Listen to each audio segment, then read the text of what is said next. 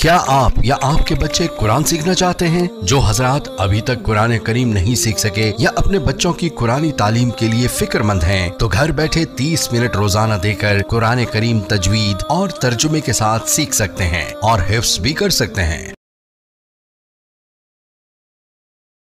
حضرت علی رضی اللہ عنہ نے ارشاد فرمایا کہ نبی صاحب نے ارشاد فرمایا اطیب الریح ریح فی الارض الہند، کہ سب سے اچھی خوشبو سرزمین ہند کی ہے۔ یہ حاکم کی روایت ہے۔ علامہ اقبال نے اسی کو کہا تھا، میرے عرب کو آئی ٹھنڈی ہوا جہاں سے، میرا وطن وہی ہے، میرا وطن وہی ہے۔ یعنی نبی علیہ السلام نے ارشاد فرمایا کہ مجھے اس طرف سے ٹھنڈی ہوا آتی ہے۔ تو آقا صلی اللہ علیہ وسلم کا یہ فرمانا کوئی بشارت رکھتا ہے۔ چنانچہ اگر سعودی عرب کے مشرق میں دیکھیں نا تو 4 ملک بنتے ہیں۔ ایک تو ہندوستان بنتا ہے، مگر اس میں تو چونکہ ہندوؤں کی اکثریت ہے، سکھوں کی اکثریت ہے، مسلمان اگرچہ 20 کروڑ ہیں مگر وہ ان میں تحلیل ہو جاتے ہیں، پتہ ہی نہیں چلتا کہ مسلمان ہیں یا نہیں۔ ہر معاملہ وہاں ہندوؤں کے ہاتھ میں ہے، تو ہندوستان تو آپ ایک طرف کر دیں۔ پھر اس کے بعد دوسرا ملک ہے ایران۔ ایران میں شیعوں نے ایسا قبضہ کیا ہوا ہے کہ وہ شیعت کے اندر لپٹے ہوئے ہیں، لہذا وہ بھی آؤٹ آف کویسچن ہو گیا۔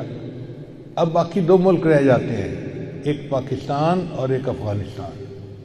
ان دونوں میں اہل سنت والجماعت لوگ موجود ہیں اور دین کی محبت والے اور دین پر عمل کرنے والے لوگ موجود ہیں۔ تو اس کا مطلب یہ ہوا کہ نبی علیہ السلام کو جو ٹھنڈی ہوا آپ نے فرمایا کہ مجھے ٹھنڈی ہوا آ رہی ہے، وہ پاکستان اور افغانستان اس علاقے سے آ رہی تھی۔ ویسے بھی اگر آپ تاریخ کا مطالعہ کریں نا تو 2 پہاڑوں کا سلسلہ ہے، ایک ہے کوہ ہمالیہ اور ایک ہے کوہ ہندو کش۔ اگر نقشہ اٹھا کے دیکھیں تو اس کے اندر ایک مثلث بنتی ہے۔ اس مثلث کو اس زمانے میں وادی سندھ کہا جاتا تھا۔ اگر ایگزیکٹ جگہ دیکھنی ہو تو جیسے ہمارے ہاں مالاکنڈ کے پہاڑ ہیں نا، وہ بالکل اسی کے اندر آتے ہیں۔ تو گویا نبی علیہ السلام نے فرمایا کہ مجھے اس طرف سے ٹھنڈی ہوا آ رہی ہے۔ ٹھنڈی ہوا کا کیا مطلب کہ یہاں سے دین کی محنت اٹھے گی اور بالآخر پوری دنیا کے اندر دین پھیلنے کا ذریعہ بن جائے گی۔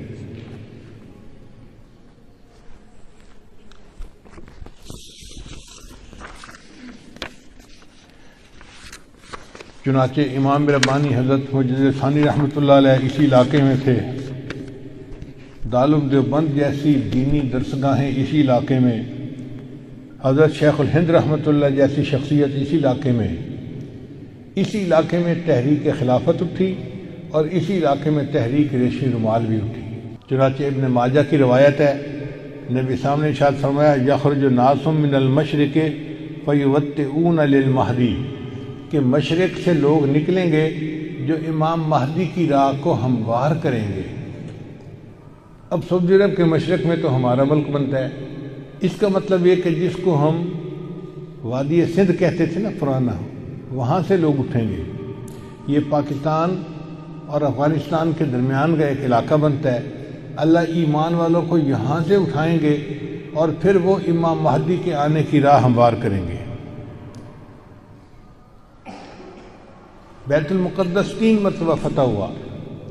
ایک مرتبہ عربوں نے فتح کیا حضرت عمر رضی اللہ عنہ کے زمانے میں بغیر لڑائی کے، کافروں نے چابیاں ہی حوالے کر دی تھی۔ دوسری فتح پھر کردستان کا ایک نوجوان تھا جس کا نام تھا صلاح الدین ایوبی، اس نے صلیبی جنگیں لڑی اور کافروں سے بیت المقدس کو فتح کروا لیا۔ اب تیسری مرتبہ وہ پھر فتح ہوگا اور ہمارا یہ گمان ہے کہ اللہ تعالیٰ یہ اعزاز پاکستان کے لوگوں کو عطا فرمائیں گے۔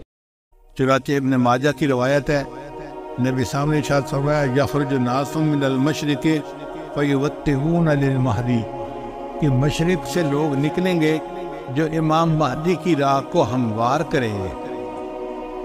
اب سعودی عرب کے مشرق میں تو ہمارا ملک بنتا ہے۔ اس کا مطلب یہ کہ جس کو ہم وادی سندھ کہتے تھے نا پرانا، وہاں سے لوگ اٹھیں گے۔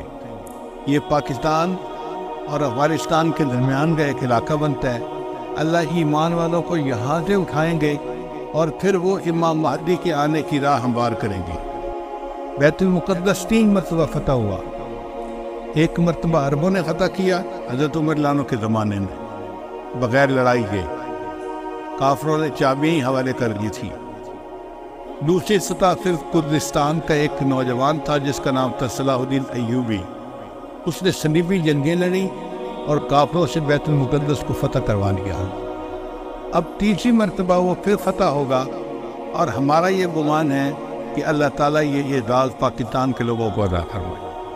علامہ اقبال نے بہت خوبصورت شعر کہا ہے فارسی میں، خضر وقت از خلوت دشت حجاز آید برون۔ خضر وقت سے مراد امام مہدی۔ خضر وقت از خلوت دشت حجاز آید برون، کاروان زی وادی دور و دراز آید برون۔ یعنی زی عظیم یہ کارواں جو ہے نا، یہ دور دراز سے آئے گا اور حجاز کے اندر آ کر یہ برآمد ہوگا۔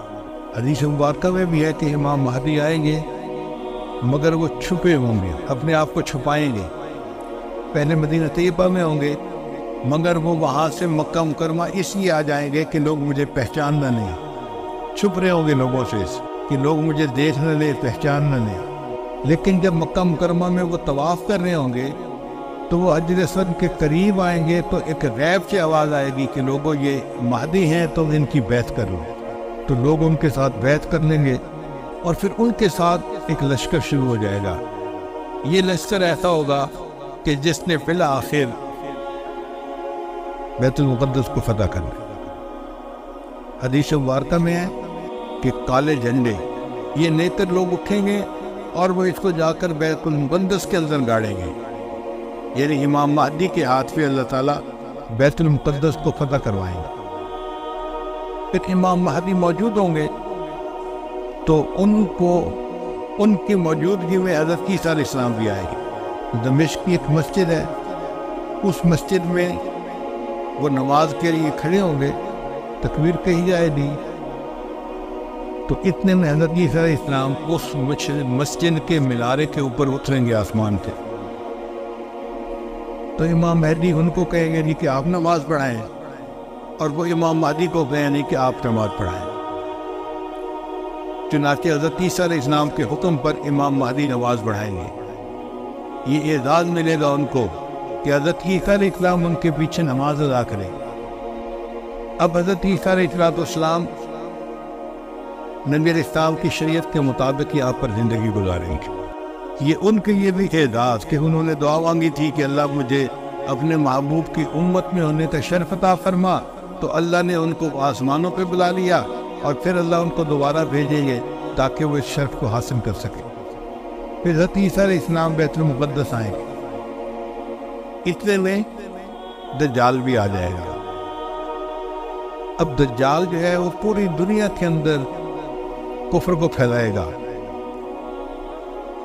اس کے پاس ٹیکنالوجی ایسی ہوگی کہ بارش برسے گی، کھیتیاں زیادہ ہو جائیں گی، پھل زیادہ ہو جائیں گے اور لوگ اس کے پیچھے لگ جائیں گے مادی وسائل کی وجہ سے۔ بلکہ حدیث پاک میں آتا ہے کہ اس کی پیروی کرنے والی عورتیں زیادہ ہوں گی، کیونکہ عورتوں میں مادیت پرستی زیادہ ہوتی ہے، چمک دمک ان کو زیادہ کھینچتی ہے، تو یہ دجال کے فتنے میں زیادہ گرفتار ہوں گی۔ پھر حضرت عیسیٰ علیہ السلام کو جب پتہ چلے گا تو وہ دجال کی پیچھا کریں گے کہ اس کو قتل کریں۔ اب دجال وہاں سے بھاگے گا تو بھاگ کے کہاں جائے گا؟ وہ اسرائیل جائے گا، اور وہاں پر ایک جگہ ہے اس کا نام ہے باب لد۔ اس وقت بھی اسرائیل میں ایک ایئرپورٹ ہے، اس کا نام ہے لد ایئرپورٹ، شہر کا نام بھی لد ہے، اور اسرائیل والوں نے وہاں پر ایک دروازہ بنایا ہے، اس کے اوپر انہوں نے باقاعدہ لکھا ہے باب لد۔ 1400 سال پہلے نبی علیہ السلام نے فرما دیا کہ اس جگہ پر دجال پہنچے گا تو عیسیٰ علیہ السلام وہاں پر اس کو قتل کر لیں۔ بہت عرصہ میں یہ سوچتا رہا کہ دجال نے بھاگنا تھا تو کہیں پہاڑوں میں رفوش ہو جاتا۔ رشیا کے پہاڑ ہیں، دوسرے ملکوں میں پہاڑ ہیں، پہاڑی سلسلے تو بہت ہیں پوری دنیا میں، تو یہ مقام لد کا کیا مان؟ بعد میں بات سمجھ میں آئی کہ لد کا جو ایئرپورٹ ہے نا وہ اسپیس پورٹ بھی ہے، یعنی وہاں سے جہاز بھی اڑتے ہیں اور وہاں سے خلائی گاڑیاں بھی اڑ کے خلا میں جاتی ہیں۔ اس کا مطلب یہ کہ دجال یہ چاہے گا کہ میں لطف پہنچوں اور وہاں سے اسپیس شپ میں بیٹھ کے میں خلا میں چلا جاؤں، کیونکہ دنیا میں تو مجھے یہ نہیں چھوڑیں گے، تو میں یہاں دنیا سے چلا ہی جاؤں۔ تو اس کی کوشش یہ ہوگی کہ میں یہاں سے خلا میں چلا جاؤں، مگر اللہ تعالیٰ فضل فرمائے گے اور عیسیٰ علیہ السلام اس کو اپنی فلائٹ لینے سے پہلے لط کے مقام پہ قتل کر لیں۔ پھر اس کے بعد عیسیٰ علیہ السلام بیت المقدس کے تخت پر بیٹھ کر پوری دنیا کے فیصلے کریں گے۔ پوری دنیا کی حکومت عیسیٰ علیہ السلام کے ہاتھ میں ہوگی۔ پھر عیسیٰ علیہ السلام صلیب کو توڑیں گے اپنے ہاتھوں سے، اور پھر یہود و نصارہ میں جو ان کی مخالفت کرے گا اس کو وہ قتل کریں گے، حتیٰ کہ ایک ایسا وقت آئے گا کہ پوری دنیا میں ایک بھی بندہ غیر مسلم نہیں رہے گا، سارے مسلمان ہو۔ اس وقت اتنی برکتیں ہوگی، حدیث پاک میں آتا ہے کہ ایک گائے کا دودھ پورے خاندان کے لیے کافی ہو جائے گا۔